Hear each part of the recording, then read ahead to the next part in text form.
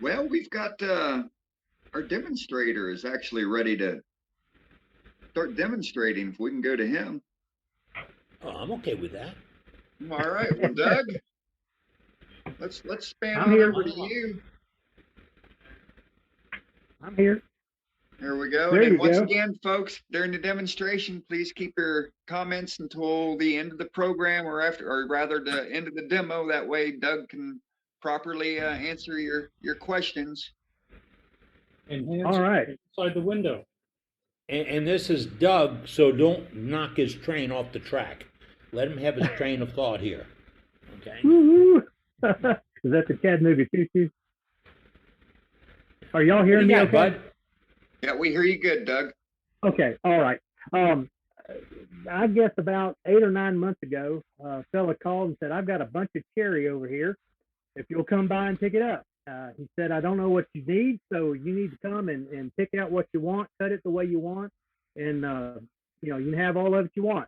Well, I got over there, and it was probably a 30 or 40 foot trunk section that he had, and it had been laying at the bottom of the hill, almost in the ditch line, and so it was pretty wet on one side. We cut off, I don't know, about a 2.5, 3 foot section of it, and split that in half, and lo and behold, inside it was beautiful.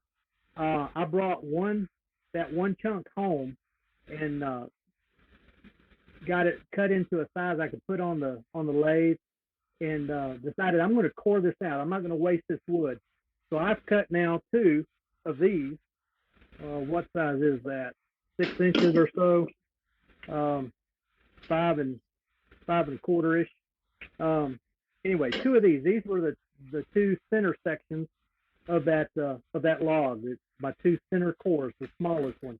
So it's 5 1/4 by about an inch and a quarter thereabout. This one was second turn today. I cored these the day I got them, so it's been 8 or 9 months ago, and they are bone dry. I took those 6 cores that I got out of those two half logs, put them in a garbage bag full of the shavings from the coring and the trimming up. I trimmed them up just a little bit, just so that they would be, so they sit good, and hopefully be close to ready when I went to return them. So this one and the other one that I turned, I don't know, 2 weeks ago maybe, they were bone dry. So what I'm going to do is take one of my second coring, this one, and we're gonna do a second turn on it.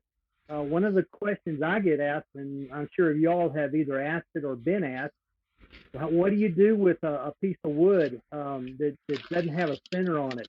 Um, was talking with one fella. He had just gone to a wood bolt company that had gone under, and he was on his way home with, I think it was the third load. He had one of the old time station wagons, one of the big ones, third load of these dried bowl blanks, but they were dished out in the center, and on the backside they were just smooth.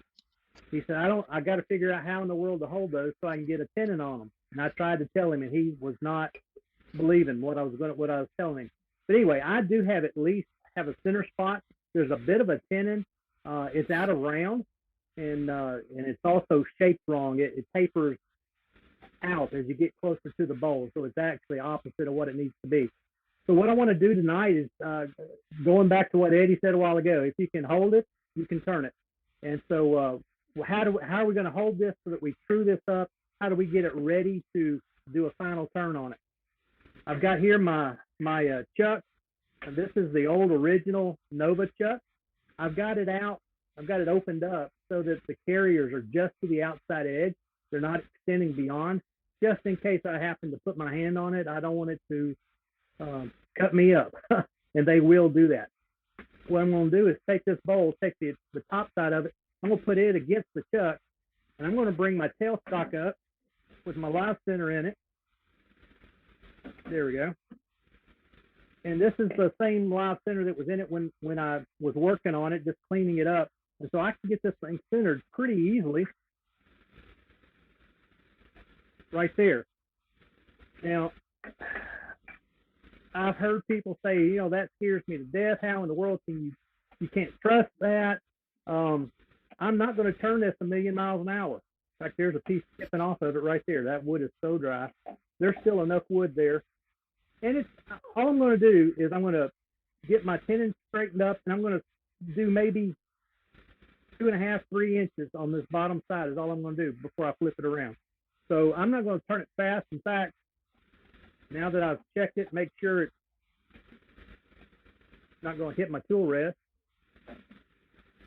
I'm going to turn it on at 250. I'm going to get my face shield and put it on just in case. Can y'all still hear me okay? Fine, Doug, keep going. Okay, thank you. We'll give it just a little bit more speed. That's at 500. And I'm just coming in here very lightly.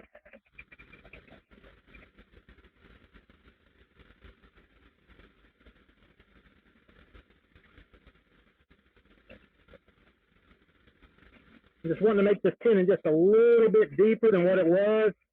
And I still got to, I'm going to change the shape of the tenon. It's just shaped wrong right now.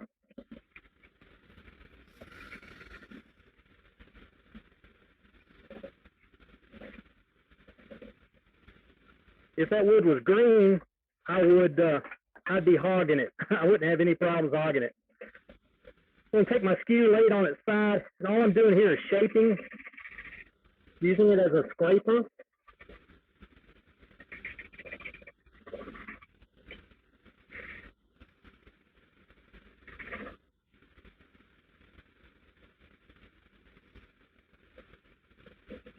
I'm even going to come in from the other side here.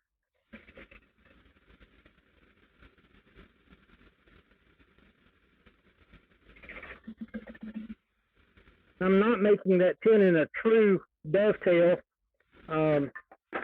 Somebody asked me about that recently, and fact is, when I checked my jaws are not dovetail jaws on the inside. They are on the outside, but not on the inside. They're straight on the inside. And so I wanted just a slight, not even a full dovetail, but just a little bit of an angle so that those jaws have something to grab hold of. Okay, now that I've done that, get my tool rest out of the way. I'm going to get rid of that live center in there. I said tool rest, that's tailstock. Get rid of the live center so I don't poke my elbow. I'm the world's worst at that. We'll lock my spindle. Then we can start tightening this down. I gauged the size of that tenon against that live center.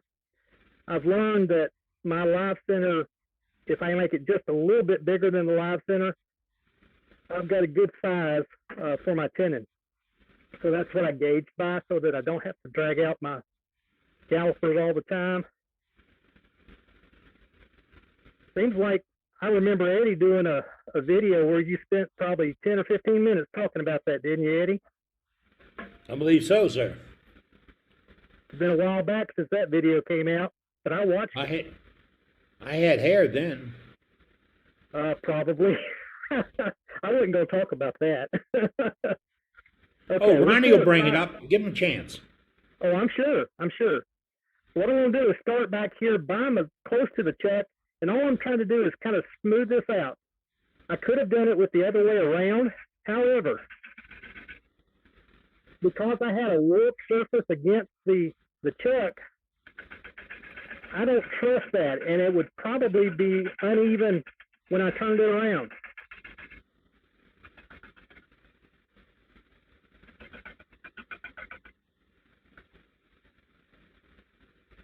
I'm using that edge, using the back side of that bevel, and it's a light cut. It's not a heavy cut because I'm so uneven. If I could do a push cut, I would. But obviously I can't get in there to do a push cut.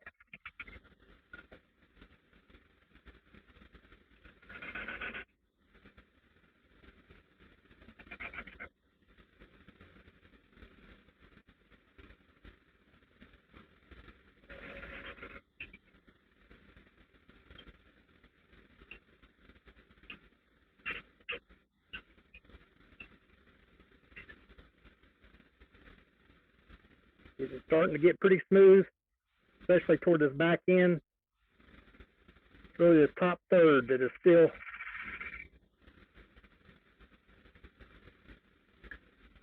I am dropping this handle a fair amount. It's not level by any means. And that helps as well. It makes more of a shearing cut. We've been talking about Mark Filet on here tonight.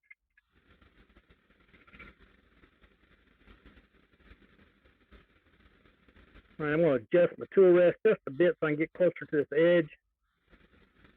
Again, checking, make sure I'm clear.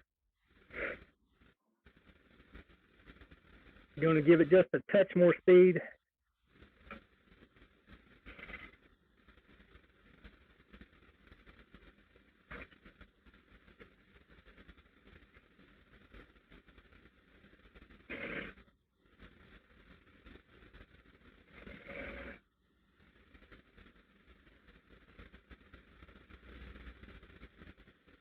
Trying to watch my horizon so I can see what's going on.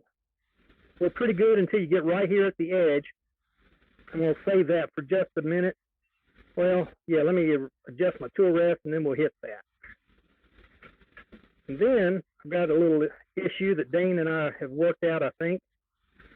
I'm going to have to rearrange, move my camera. So let me get this edge and then we'll take care of that.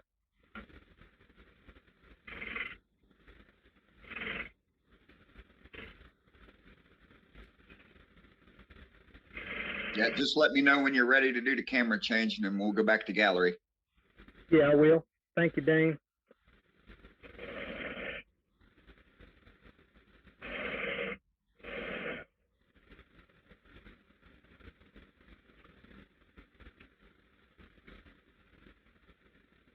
Still got just a little, yeah, just slightly out of shape here. I'm gonna make one more adjustment here to this outside before we go on. Yeah, still got plenty of meat there.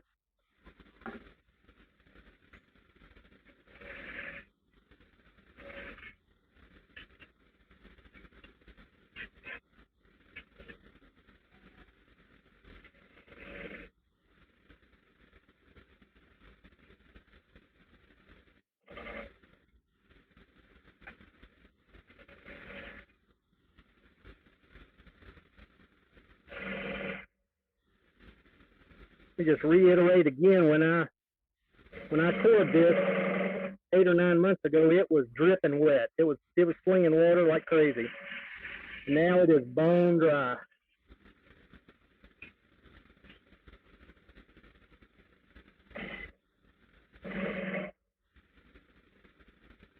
There we go.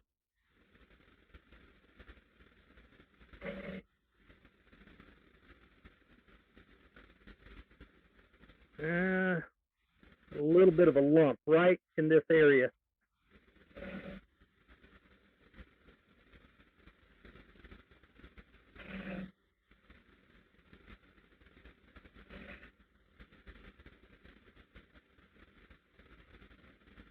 That's better.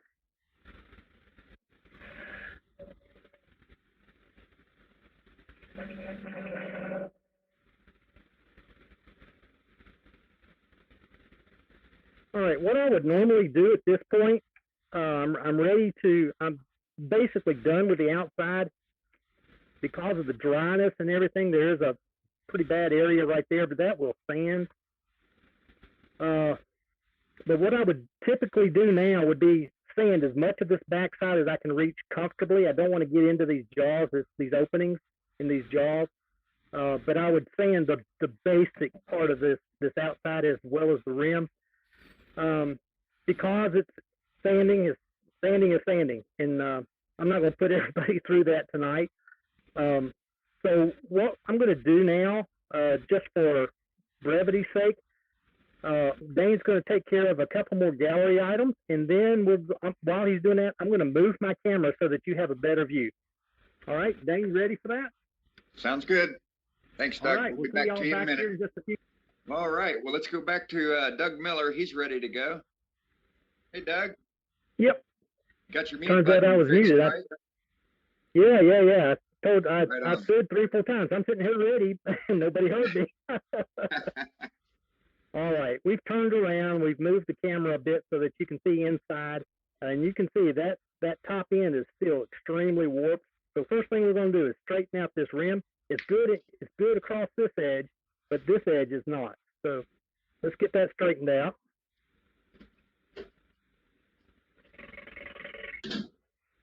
I'm starting kind of in the middle and working my way back. Reason being, I don't want to catch that edge and blow it.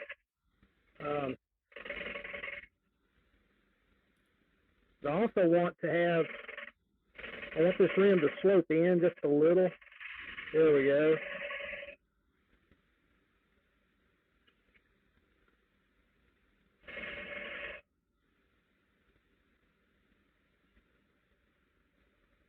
Not a drastic slope, just a little bit.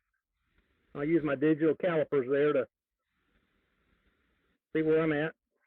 All right. And then, let me turn this off and you can see it, I think. That inside, this edge in here, this is not rounded at all. And so we're going to start here, just move slowly in toward the center like we normally would on any bolt.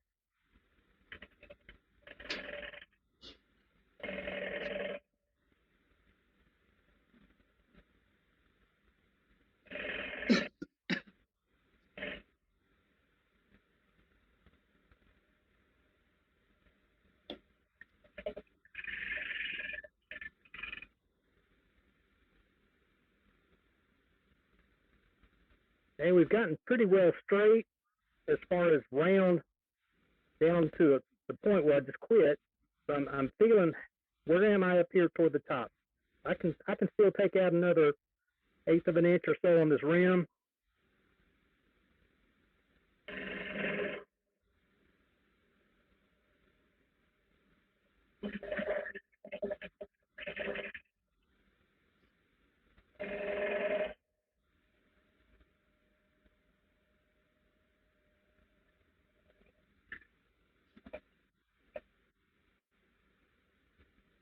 Oh yeah, still gets thicker up here toward this outer. I've got an iPad here so I can see what's going on, but yeah, right up here I'm still a little thicker, but I'm going to leave that because I like the size of this rim. We're good down to where we ended at, where that ridge is. So we're just going to keep on going from here at this point.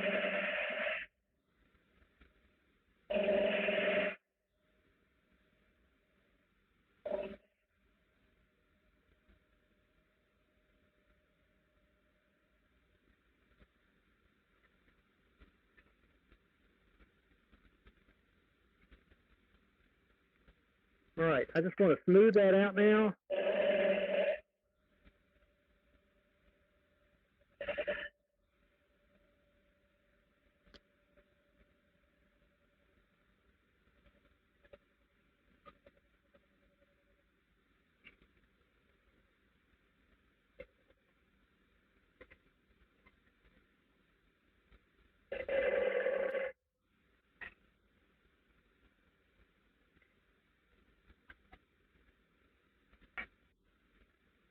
Let's see.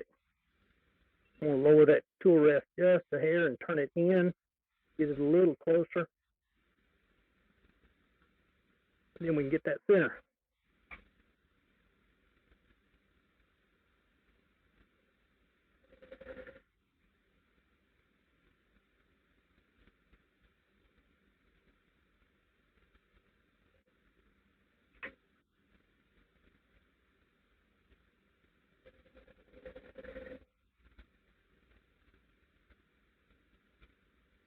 There we go.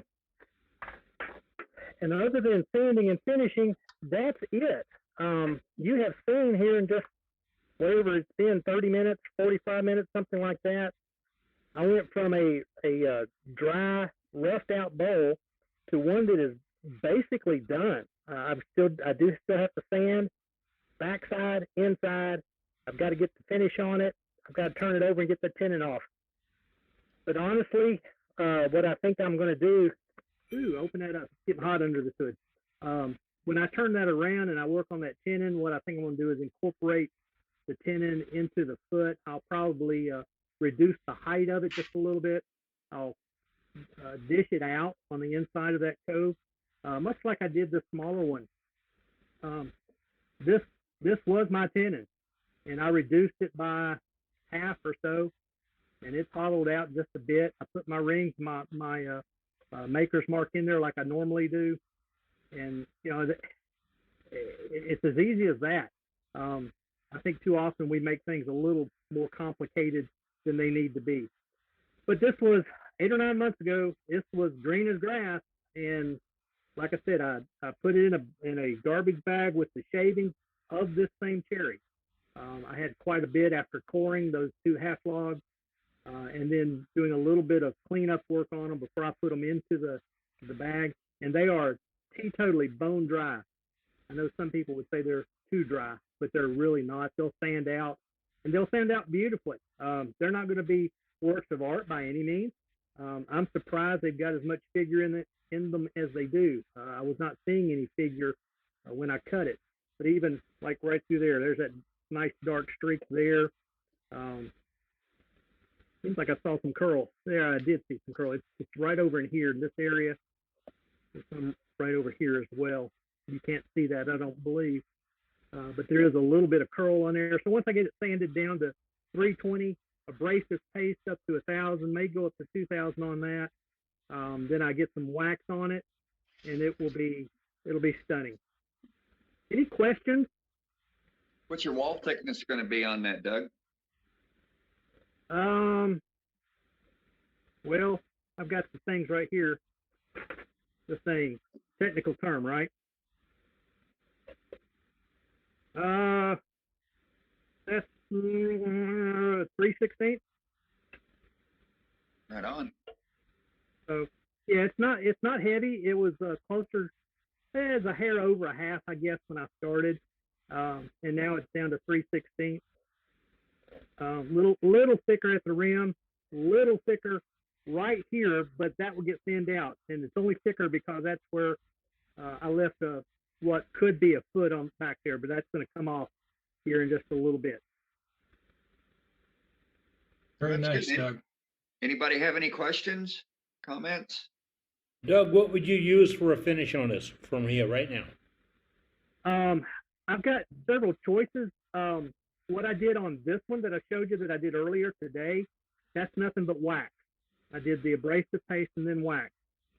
After I do the abrasive paste on there and I get it the way I want it, depending on what I see, I may put a coat of oil on it and then wax it. I could even go to the antique oil. That works so nicely. Leaves build up 3 coats of that with 24 hours in between, and it builds up a beautiful high gloss finish. So there's 3 choices right there: wax, oil. Actually 4. You do wax, oil and oil, or oil and wax, or go to the antique oil. Beautiful. We'd like to see it when you throw a finish on it, if you would, sir. Absolutely. It'll go on to the Facebook page, and I'll send you a picture as well. All right. Great Well, job. Kate, Doug. Right on. Thanks, nice. Doug. Thank you, Doug. Thanks, guys. Thanks, Doug. You're so welcome.